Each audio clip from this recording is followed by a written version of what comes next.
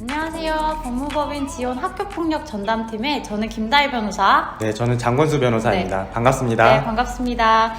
변호사님 요즘에 그 딥페이크 범죄가 기승을 부리고 있다는 뉴스를 많이 보게 되는데요. 네. 딥페이크라는 말이 좀 여전히 생소하게 느껴지시는 분들이 있을 것 같아요. 그 딥페이크 범죄라는 거는 어떤 건가요? 이게 이제 딥러닝이랑 속임수를 의미하는 페이크를 이제 합성한 합성어인데요. 네네. 이게 합성 기술을 이용해서 사진을 이제 나체 사진에 이제 다른 여자 얼굴을 합성을 해서 범죄를 저지르거나 이제 그런데 사용되는 거를 딥페이크 범죄라고 한다고 이해하시면 될 것 같아요.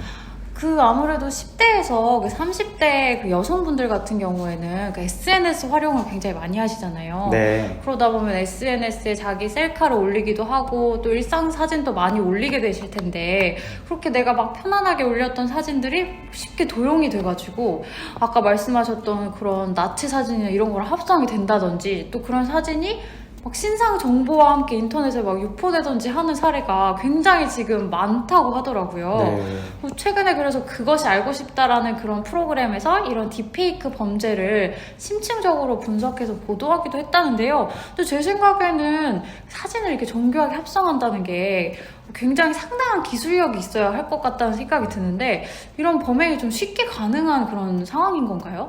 네. 요즘에는 매우 쉽게 이제 이루어지고 있는 것 같아요. 예전에는 좀 기술력이 필요했던 것 같은데요. 네네. 요즘에는 어플이 있어가지고 그 어플만 활용하면은 초등학생이나 중학교 1, 2학년 학생들도 충분히 네네. 활용할 수 있을 정도로 기술적인 장벽이 많이 내려왔다고 생각하시면 좋을 것 같아요. 정말 변호사님 말씀처럼 이렇게 어플을 활용해가지고 쉽게 딥페이크가 가능하다면 정말 성인이 아니라 정말 청소년들 사이에서도 이런 범행이 벌어질 수 있겠네요. 네, 그럼 맞아요. 관련해서 학교폭력 사례도 실제로 발생을 하고 있는지 실제 사례가 있으면 좀 간단하게 소개를 부탁드릴게요. 네, 요즘에 신종 학교폭력 유형으로 이제 딥페이크 범죄를 이용한 지인 능욕 범죄라는 것들이 굉장히 많이. 지인 능욕. 네, 맞습니다. 이게 네네. 어떤 거냐면요, 이제 나체 사진에 자기가 아는 친구의 얼굴 네. 사진을 합성을 해서 그 사진을 그냥 올리는 게 아니라 네. 그 친구가 모멸감을 느낄 수 있는 말을 함께.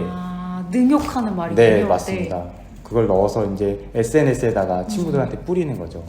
옛날에는 단순히 저격하는 것만 네네네. 이제 좀 문제가 됐다면 요즘에는 이렇게 사진까지 합성을 해서 저격을 하고 둘이 합쳐진 네. 새로운 학교폭력들이 많이 발생하고 있습니다.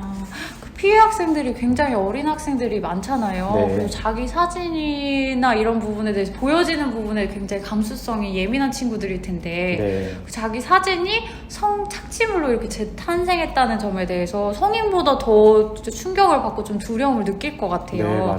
그럼 가해 학생이 근데 소년이라는 점 때문에 혹시 이런 딥페이크 범행을 범했음에도 불구하고 구속을 막 쉽게 면하거나 이런 게 있는지가 궁금한데 처벌 수위가 좀 어떻게 될까요? 이게 요즘에는 정말 이 딥페이크 범죄, 특히 네. 지인 능욕 범죄에 대해서는 법원이 확실하게 엄벌을 하겠다는 경향을 보이고 있습니다. 엄벌을 하고 있군요. 네, 최근에 이제 뉴스에도 보도가 됐었는데요. 같은 학원에 다니는 여학생인데 그 여학생이 누군지도 모르는 사람이었어요. 근데 그 여학생의 얼굴을 네. 나체 사진에 합성을 해서 아까 말씀드린 것처럼 네. 지인 능욕 범죄를 한 거죠. 이 사건에서 법원은 이 네. 학생이 만 14세이고 다른 학교폭력이나 범죄 전력이 없었지만 법정 구속해서 실형까지 선고를 했던 실형이요? 사건. 네. 구속도 면하지 못하고 실형까지 선고를 받은 네, 사건이네요. 맞습니다. 네. 그러니까 변호사님 말씀처럼 소년이라고 해서 꼭 사건이 당연히 뭐 불구속으로 진행이 된다든지 뭐 가벼운 보호 처분만 딱 받고 이렇게 끝날 수 있는 건 아니네요. 네, 맞아요. 저희가 간혹 사건을 이렇게 진행하다 보면 아이가 소년이라는 점 때문에 뭐 굳이 대응을 해야 될까요? 뭐 별다른 대응하지 않아도 가벼운 뭐 보호 처분으로 끝나는 거 아닌가요? 뭐 이렇게 생각하시는 학부모님들이 굉장히 많으시더라고요. 근데 말씀 주신 것처럼 설사 소년 사건이라고 해도 딥페이크 범죄처럼 뭐 그 특수성이라든지 그런 성격에 따라서 반드시 필요한 대응을 하고 소명을 하는 게 뒤따라야 되는 그런 상황인 것 같네요. 네, 맞아요. 진짜 말씀 잘하셨는데 이렇게 신종 범죄의 유형 같은 경우에는 사실은 사례가 축적되지 않아서 네네. 판단하는 수사기관이나 법원의 입장에서도 어떻게 해야 될지 사실은 뭔가 정립되지 않은 상황이라 볼 수 있어요. 네네. 그래서 최근에 이렇게 발생한 뭐 지인 능욕 범죄에 대해서 법원이 엄벌하는 경향을 보였다라고 하면은 후속하는 다른 사건에서도 그렇게 보일 수 있는 가능성이 굉장히 높다고 생각하고요.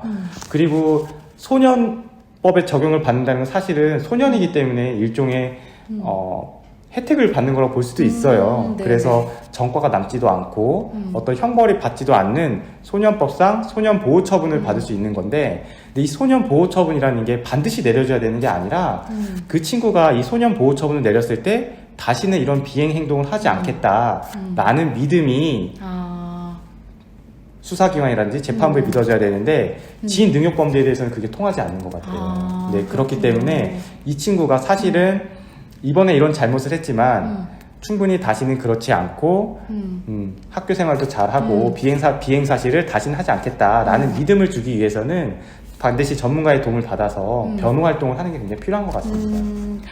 변호사님 말씀처럼 정말 딥페이크라든지 이런 부분에 대해서는 축적된 사례가 많지 않고, 그래서 아무래도 학교폭력이나 뭐 이런 관련돼서 다양한 업무를 수행한 전문가의 도움을 받아서 사건을 진행하시는 것이 굉장히 유리한 처분을 받는데 도움이 될 수가 있는 그런 사례인 것 같아요. 네, 맞아요. 네, 그래서 오늘은 저희가 신종 학교폭력으로 등장하고 있는 딥페이크 부분에 대해서 생각을 해봤고, 다음 영상에도 도움되는 주제로 찾아뵈려고 하니까요.